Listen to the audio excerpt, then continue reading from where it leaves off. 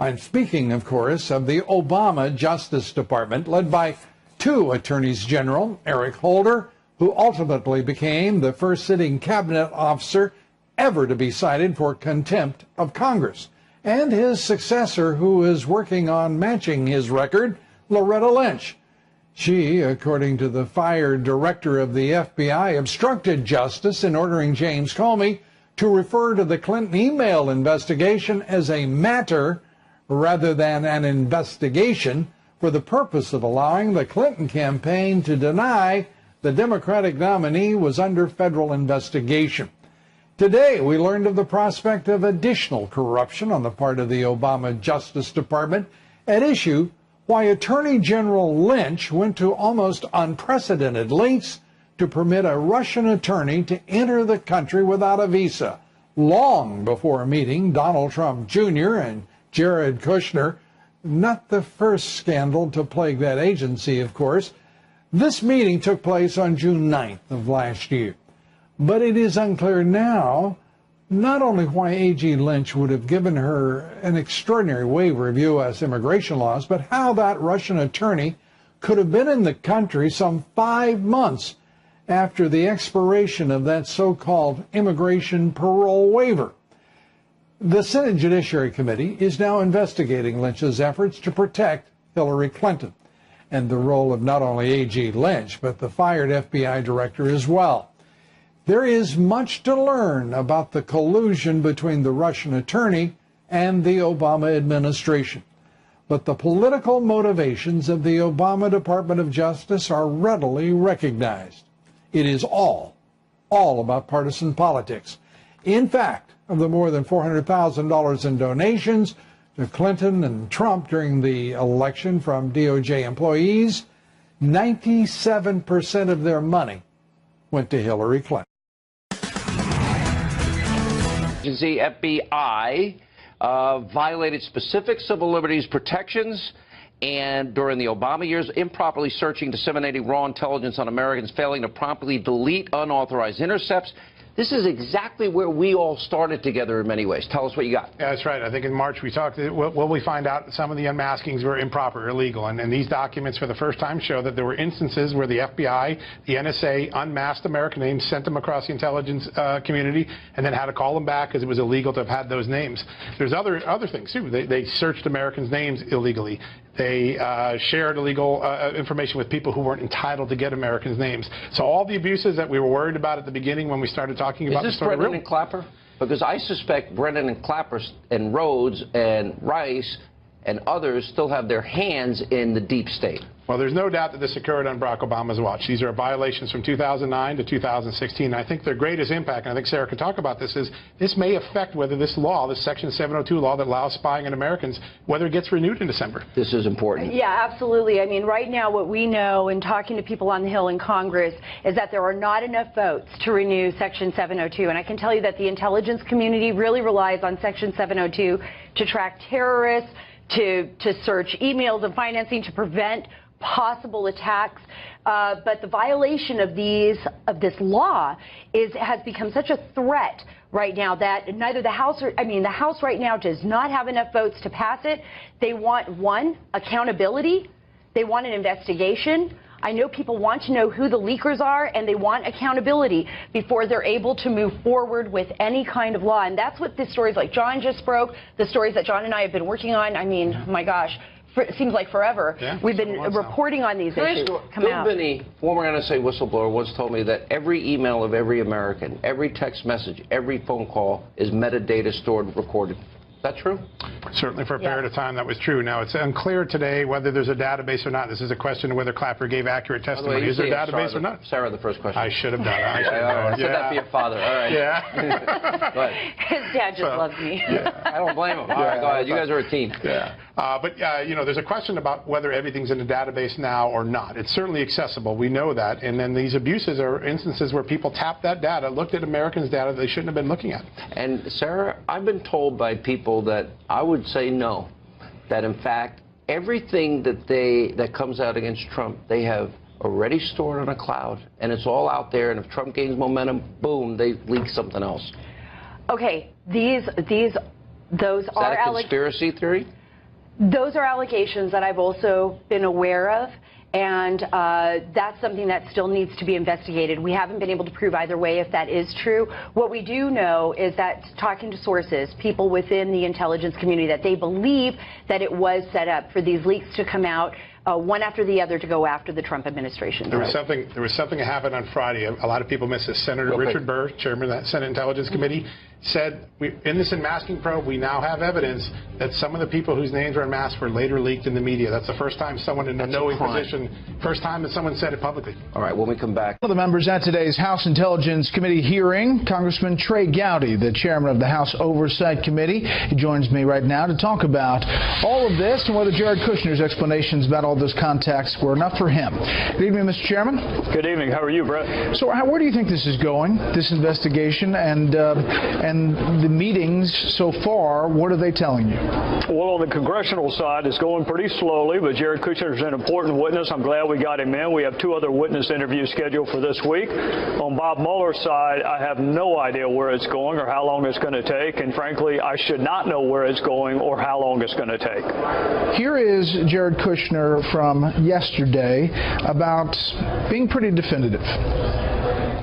I did not collude with Russia, nor do I know of anyone else in the campaign who did so. I had no improper contacts. I have not relied on Russian funds for my businesses. And I have been fully transparent in providing all requested information. Do you believe that to be true? And did he answer all the questions today behind closed doors? Yeah, Brett. He answered all of the questions. Even when the Democrats ran out of good questions, he kept answering them. He stayed for 1 hour longer than he was supposed to. In fact, he stayed for 1 hour longer than DNI Dan Coates stayed, who's the head of our intelligence community. You just played a quote where he used the phrase in the campaign. I went back through that quote with him word by word and said, okay, take out part of the campaign. Do you know of anyone, period, who colluded, conspired, or coordinated with Russia during the 2016 presidential primary or general election? The answer is no. I asked him that question every way you can ask a person that question, and the answer was always no. He was one of the people in this Russia meeting in Trump Tower. If all of this is accurate, where is the investigation to go? Understanding you don't know Special Counsel Mueller's direction where that could end up, but as far as you're looking at it. Well, there's a universe of witnesses we have to talk to. You just mentioned the June 2016 meeting. Donald Trump Jr. would be someone we wanted to talk to. Paul Manafort would be someone we needed to talk to. Roger Stone. But as it relates to Jared Kushner, who was involved in many different facets of the campaign, I could not have asked him more unequivocally, did you collude, conspire, confederate, coordinate anything with Russia or any other foreign actor? And the answer was no at every different level. Under oath, he was also quizzed by the Democrats for the exact same amount of time. The answer never changed. He was as definitive as you can possibly be in answering that question in the negative. All right, I want to turn to now what the president has been saying about the Attorney General, Jeff Sessions. We just played some sound from that and his tweets, obviously. Your thoughts on this and a president and an attorney general that obviously doesn't have the confidence of the president? Well, Brett, it's sad for me on a number of levels. Having worked in the Justice Department, I view that job differently from other government jobs, other cabinet level jobs. I don't think personnel decisions are usually well resolved over Twitter. I think the president's frustration was not the recusal. I hope it wasn't, because I don't think Attorney General Sessions had a choice but to recuse himself. If the president's going to be frustrated, he should be frustrated by what led up to the recusal, which was Senator Sessions had a faulty memory. I think that's what led him to have to recuse himself. The recusal itself was appropriate.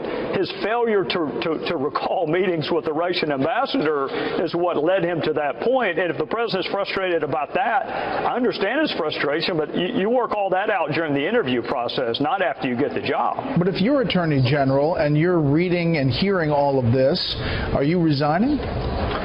well, you should immediately leave any country where I was the Attorney General. I would not stay if my employer had lost confidence in me. But on the other hand, Attorney General Sessions may believe that he is doing the job the way he is supposed to. He doesn't work for the president. He works for a blindfolded woman holding a set of scales. So he's got to make that call. It's a very difficult circumstance. And again, I view that job differently than I do Secretary of Commerce, Secretary of Agriculture. It is heartbreaking to me as a former DOJ employee to see public squabbling between the Commander-in-Chief and the nation's top law enforcement officer.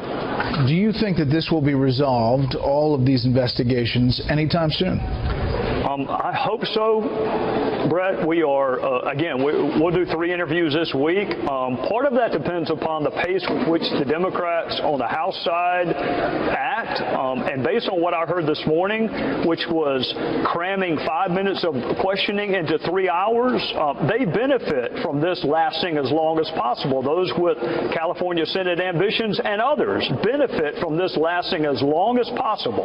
So at some point, I hope our leaders on our side will say, we're going to march forward with or without you. And again, Bob Mueller, which I think is what most people are waiting on, I hope they're not waiting on Congress to unlock the mysteries of the world. I hope they're waiting on Bob Mueller. I don't have any idea how long that's going to take. Last thing, put your health care hat on. The Senate moves forward with the motion to proceed. They're now amending the bill. If the Senate finally gets to something that they're going to pass and they go to conference committee, are you confident that you all can get something through? I am. That's a lot of ifs, and that might be the 7th sign of the apocalypse if all that happened. But yes, I think that we can pass something if the Senate is able to do so.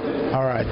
Mr. Chairman, thanks for the time. Yes, sir. Thank you. All right, during tonight's massive rally in Ohio, President Trump issued an urgent call pushing Congress to finally get rid of Obamacare and to replace it with something that actually works for you, the American people. It's time for these guys in the swamp, in the sewer here in D.C. to get to work. Take a look. We're now one step closer to liberating our citizens from this Obamacare nightmare and delivering great health care for the American people. We're going to do that, too. The Senate is working not only to repeal Obamacare, but to deliver great health care for the American people. Any senator who votes against repeal and replace is telling America that they are fine with the Obamacare nightmare, and I predict they'll have a lot of problems. And I predict he's right. But repealing and replacing Obamacare is not the only urgent task on the president's agenda. Now listen to the president earlier tonight reassuring the American people that building the wall on our southern border is not just an empty campaign promise. Watch this. After spending billions of dollars defending other nations' borders, we are finally defending our borders. Don't even think about it. We will build the wall. Don't even think about it. I watch the media as they say, well, he just had some fun during the campaign on the wall. That wasn't fun, folks. We're building that wall, and walls do work, and we're going to have great people come into our country, but we're not going to put ourselves through the problems that we've had for so many years. Is Congress listening? Now, the president also promised to drive out violent cartel-linked gangs and to put an end, finally, to sanctuary cities once and for all. Take a listen. The predators and criminal aliens who poison our communities with drugs and prey on innocent young people, these beautiful, beautiful, innocent young people, will find no safe haven anywhere in our country. And that is why my administration is launching a nationwide crackdown on sanctuary cities.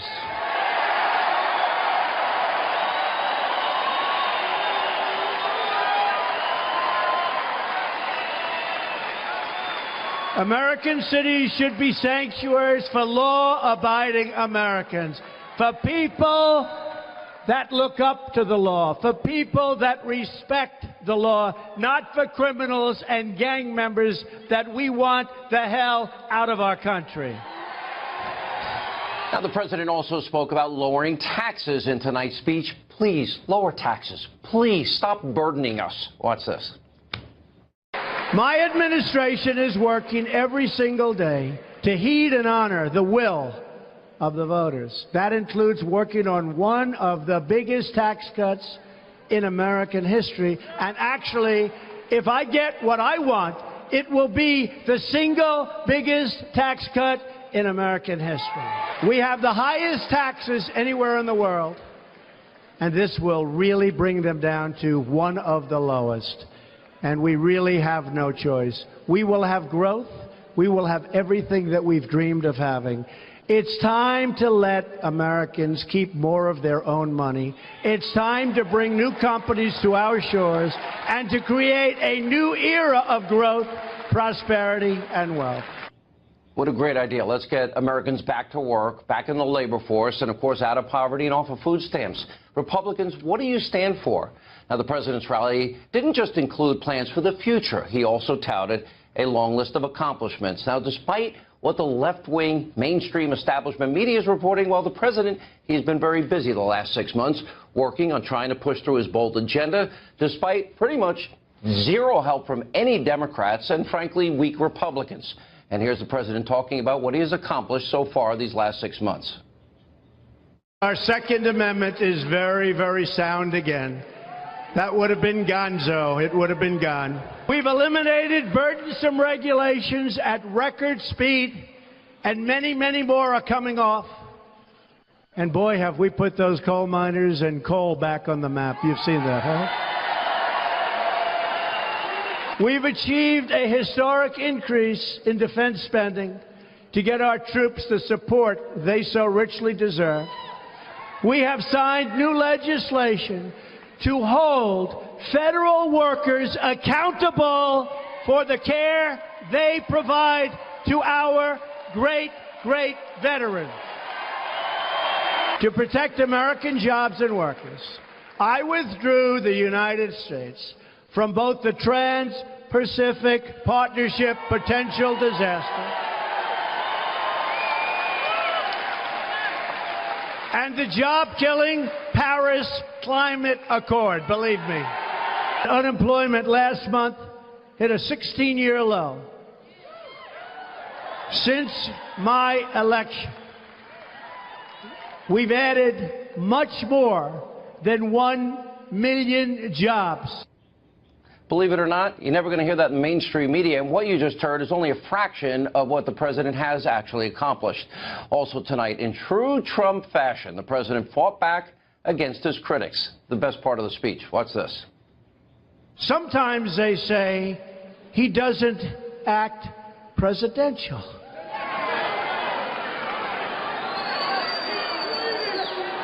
And I say, hey, look, great schools, smart guy.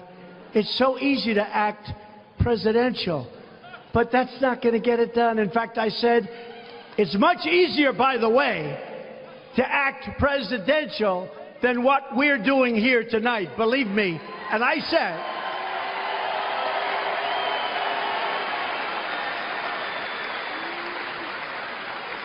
said,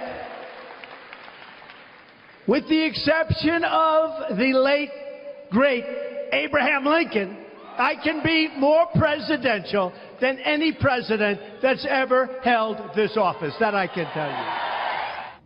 Do we really want a president who just acts? Tonight, the president sent a very important message that will reverberate across America and into the swamp and sewer that is Washington, D.C., where I am tonight. And the president's not going to sit idly by and watch Congress fumble his agenda. He's going to take his message again and again directly to you, the American people. It's time to put pressure on lawmakers to finally do their job and get something done. So unlike the rest of the Destroy Trump media, we on this program, we have been covering these scandals because you, the American people, you deserve answers. Now, right now, in this country, sadly, there's a two-tier justice system, and the law is not equally applied to everyone. So tonight, the country needs to make a choice. Do we actually ignore crimes, evidence of wrongdoing, or do we pursue the truth? Investigate all of these things fully. Now, the Destroy Trump media, some of the Washington political elite, they are apoplectic about the president criticizing his Attorney General, Jeff Sessions, who's a good man, by the way. Here's what the president said earlier today at the White House. I am disappointed in the Attorney General. He should not have recused himself almost immediately after he took office. And if he was going to recuse himself, he should have told me prior to taking office, and I would have quite simply picked somebody else. So I think that's a bad thing, not for the president, but for the presidency. I think it's unfair to the presidency, and that's the way I feel. Now, I agree with the president on recusal, and the AG, though, has been doing a very good job implementing the president's agenda, like on the border. There are some things I would like to see our FBI, our Justice Department looking into, stories that you won't see in the establishment media. We start with the arrest, have you heard about this, earlier today, of Congresswoman Debbie Wasserman Schultz's IT staffer who was trying to flee this country. The Daily Caller reported earlier this week the FBI found smashed hard drives, sound familiar, at his home. The staffer has now been charged with bank fraud for allegedly double billing House Democrats for computer equipment, and there is also concern about possible email hacking. And now, after months of stonewalling and threatening U.S. Capitol Police, well, Debbie Wasserman Schultz, well, now apparently is finally willing to cooperate with investigators. Let's see, smash hard drives, not working with federal authorities. What are the Democrats trying to hide here? What does Debbie Wasserman Schultz want you, the American people, not to know here when it comes to smash hard drives, not working with authorities? It's hard not to notice a very similar pattern with a lot of Democrats regarding these matters. Remember Hillary Clinton? Okay, I don't know anybody in the Trump campaign or the Trump administration that deleted 33,000 emails, and just to make sure they used acid wash or bleach bit to get rid of them. Or her aides smashing mobile devices with a hammer into smithereens. And then Clinton's lawyer giving back the FBI BlackBerries, but they took out the SIM cards, rendering them meaningless. And, of course, we know Hillary mishandled secret, top secret, special access program information, classified information, by having a private email server, which was hacked by up to 5 foreign intelligence agencies. Now, if anyone besides Hillary Clinton or Debbie Wasserman Schultz, if you did any of that, in the case of Hillary, you would be in jail tonight begging me to bring you a cake with a file. These are prosecutable crimes, but it's just the beginning of what needs to be done by the FBI and by the Justice Department when it comes to the Clintons. If we're not going to have a two-tier justice system, there is real Russia collusion, a real scandal, Uranium One. Are they going to investigate this at the Justice Department, at the FBI? Remember Clinton serving Secretary of State? She signed off 20% of America's uranium to Vladimir Putin and the Russians. That's the foundational material to nuclear weapons. All while people ended up, giving donations of up to $145 million or more to the Clinton Foundation. And then top it all off, during the same time, Bill Clinton doubled his speaking fees in Moscow. That sounds an awful lot like bribery, quid pro quo, pay to play. Now, the next thing. Is the issue of possible Ukrainian election collusion ever going to be investigated? This story broke in Politico in January. The scandal involves a one-time DNC operative, Ukrainian government officials. Wow, that sounds like collusion. Working during the campaign. Well, disseminating false information. They wanted to defeat and hurt Donald Trump. Now this DNC operative, finally 6 months later, she denies any wrongdoing. Senator Chuck Grassley, he's not buying it, of Iowa. He's asking questions. He's writing a letter to the Department of Justice about a possible Foreign Agents Registration Act violation. Oh, you mean this works in reverse? It's not just Republicans going after the Trump administration? We're going to have equal justice under the law? And on top of that, there's also former Obama Attorney General Loretta Lynch potentially obstructing justice. Former FBI Director James Comey recently testified that Lynch pressured him to call the investigation into Hillary Clinton's email server a matter instead of what it really was, an investigation. Then there's Lynch's 40-minute tarmac meeting with Bill Clinton just days before Comey's announcement about Clinton. Now, there's some good news on this issue. We now finally have a group of Republican lawmakers that do believe in equal justice under the law. Jim Jordan and others are calling for Lynch to be investigated.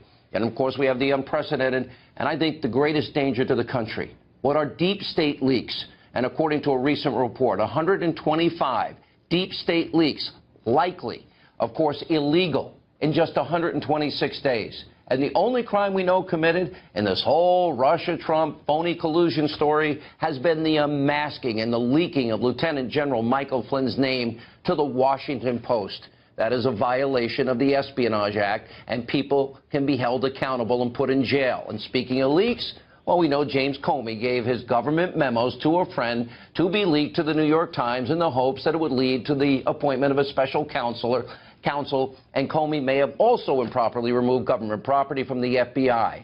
And then the political witch hunt that is led by Comey's buddy, special counsel Robert Mueller. Mueller has massive conflicts of interest. He's best friends with Comey, a key witness. Oh, that might even be against the law. We'll find out. Mueller, just one day before being named special counsel, guess what? He interviewed with President Trump for the FBI job. That's beyond outrageous. And, of course, we can't forget all the members of Mueller's team, the people he's bringing on, have donated thousands of dollars to the Democrats. Oh, and we can't forget even hiring Hillary Clinton's attorney on the Clinton Foundation. And finally, the fake news dossier, the opposition research firm, Fusion GPS, which has connections to Democrats. According to all these reports, the dossier originally commissioned by a Republican, but eventually a Clinton ally ended up paying for that. Christopher Steele, former British spy, put together the fake news hit piece that cites Russian government sources and sources that are tied to the Russian government. Should be shocking, right? But it didn't stop Democrats from repeating the false information found in the dossier. Now, there is some progress on this story, too. We're pressing every day so we have equal justice under the law. Fox News has now learned that the co-founder of Fusion GPS is cooperating with the Senate Judiciary Committee. Finally, a good thing. But you, the American people, deserve complete, thorough investigations into all these scandals. But we can't take our eye off the ball. Health care, repeal and replace, building the wall, getting the economy going, getting people off of food stamps, back in the labor force, out of poverty. That has to happen simultaneously. If Congress would stop taking vacations, well, maybe they can get these things done. Brit Hume is, of course, Fox's senior political analyst, and for good reason. He knows all. What do you think of the speech? Right. No, I say wisest. What do you think of that? Well, I'll say this about it. It was Trump, sort of vintage Trump, right? The crowd loved it, right? It was utterly reminiscent of the campaign rallies. And he loves this sort of thing. And these kinds of events are arguably what brought him to the White House. The problem is that you can campaign your way into the White House, but you can't campaign your way into a successful administration. So I have no objection to his going out and having these rallies, and perhaps he can find a way to have them in places where, you know, as West Virginia might have, where he might have gotten a favorable vote from Shelley Moore Capito, senator from West Virginia, by appearing with her and the rest of it. But, you know, broadly speaking, I think the things that beset his administration at the moment cannot quite be solved by going out and campaigning. Well, the irony is, listening to that speech, which I really enjoyed, and I agreed with it, for whatever it's worth, and it sounded very much like a campaign speech, the one person in his administration I'm aware of who actually agrees with all that, I know many who don't, many. But the one who does is Jeff Sessions, who's also the one under fire today. I wonder if this is a message that that agenda is, you know, no longer operative. I don't think so. I think the president has a peculiar concept of what the Attorney General's job is. He seems to think the Attorney General is some kind of goalie for him to protect him from, you know, whatever may come his way from forces that he finds inimical to him. That's not the job of the Attorney General. It isn't. And the Attorney General's job has always been a little apart from other cabinet jobs. The Attorney General has to be the man who enforces the nation's laws involving everybody, including the president. Right. And a strong Attorney General helps the president by, you know, doing that job well, and at times when required, giving the president advice as to how he, the president, should stay out of trouble. The president, this whole recusal argument that the president makes, that he should have let him know he was going to do it, well, maybe a couple of days ahead of time, maybe he should have. But the circumstances that gave rise to his recusal hadn't really come about. They had not at the time when the president appointed him. So it doesn't really make any sense. His case against Sessions on recusal doesn't really make any sense to me. None of this does, and you can see it getting fixed. You can see the president and the attorney general meeting tomorrow or the next day and deciding nothing good's coming out of this. Right. Doing a pretty good job. Let's just move forward. The disaster would be if this begins if this causes disruption, and you see other people resign. I think it's fair to say that something's going to have to be done. The Attorney General may stay in office and dare the president to fire him, but no Attorney General or any other cabinet officer can survive for very long when he clearly does not have the confidence of the president. So if they don't patch this up, Sessions will either sooner or later be gone. And then there begins a whole process that you discussed with your guests earlier about who he could ever get to replace him under these circumstances. And then the question arises whether, others in the administration who may be on the outs at the moment may choose not to stay. They may find Trump, as this episode with Sessions may illustrate to them, an impossible person to work for. That's a very dangerous situation. So we're hearing that Rex Tillerson, who has been out today anyway. He's down in Texas, apparently taking a couple of days off. Right, he's coming back tomorrow. Right.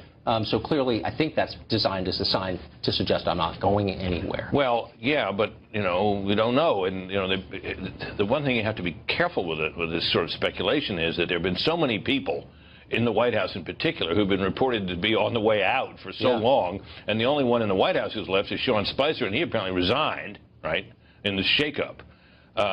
But the president seems to think that the essence of serving him in the cabinet and in the White House is to be simply personally loyal to him.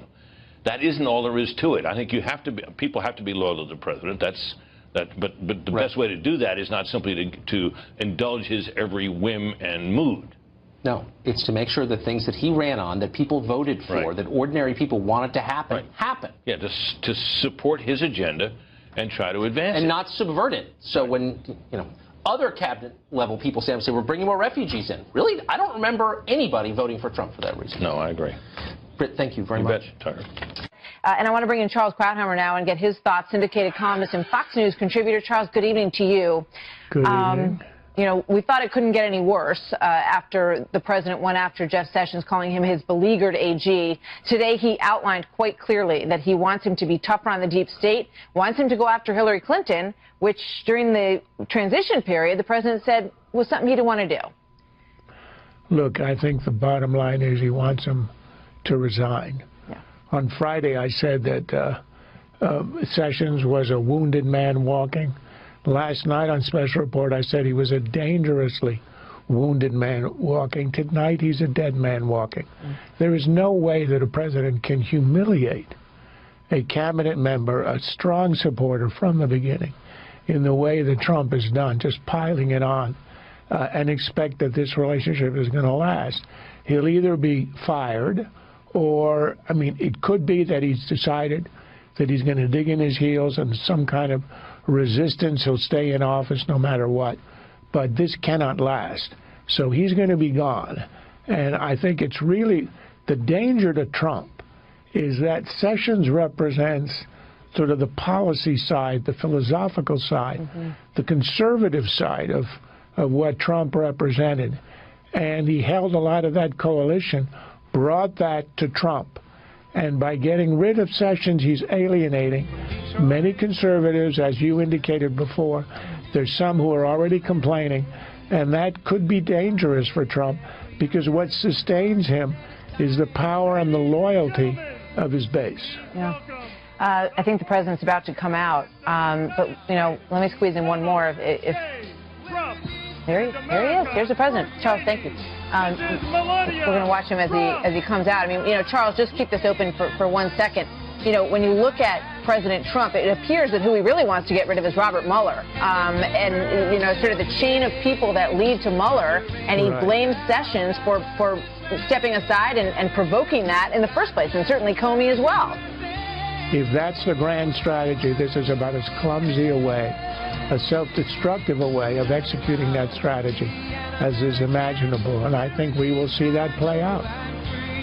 Do you think that Jeff Sessions, as you say, he can either dig in his heels or he can say, Uncle, I've had enough of being publicly humiliated on a daily basis, but we know he loves the job. He said, I never dreamed that I would be in this position, as a kid growing up. This is an emotional thing for him, and you've got a lot of the president's closest confidants really saying that this would be a big mistake for him.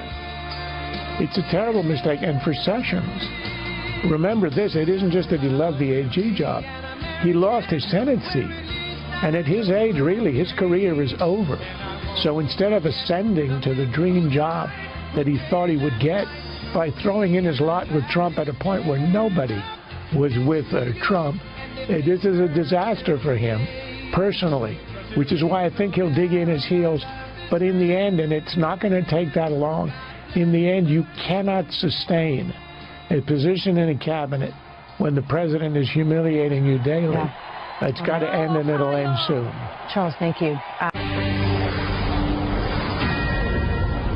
This is a Fox News alert. A short time ago, President Trump pumped up supporters at his Make America Great Again rally in Ohio. This comes on the heels of a crucial victory on Capitol Hill, where the Senate voted to start debating Republican legislation to repeal and replace Obamacare. It was close, 51-50, with Vice President Mike Pence casting the breaking vote. The president praised today's progress in the Senate at his Buckeye State event. Only a few hours ago, the Senate approved a vote to begin debating the repealing and replacing the Obamacare disaster. We're now one step closer to liberating our citizens from this Obamacare nightmare and delivering great health care for the American people. We're going to do that, too. I'm back in the center of the American heartland, far away from the Washington swamp, to spend time with thousands of true American patriots. Yes.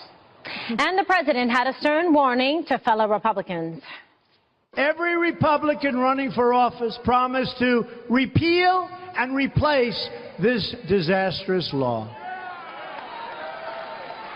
Now they must keep their promise. The Senate is working not only to repeal Obamacare, but to deliver great health care for the American people. Any senator who votes against repeal and replace is telling America that they are fine with the Obamacare nightmare, and I predict they'll have a lot of problems. All right, so that was the president today, feeling his roots, back with his supporters, feeling optimistic about the future. And what I have to say, I'm optimistic. Make the 5 great again. Welcome, right? Feast your eyes on this great panel tonight. Ed Henry, welcome. I am so excited to be with everyone, especially Jesse. He evokes that feeling. So what did you think today in terms of the president's remarks and where we are now in kind of the epicenter of all this? He was in his element. I mean, he was, feeding off that crowd.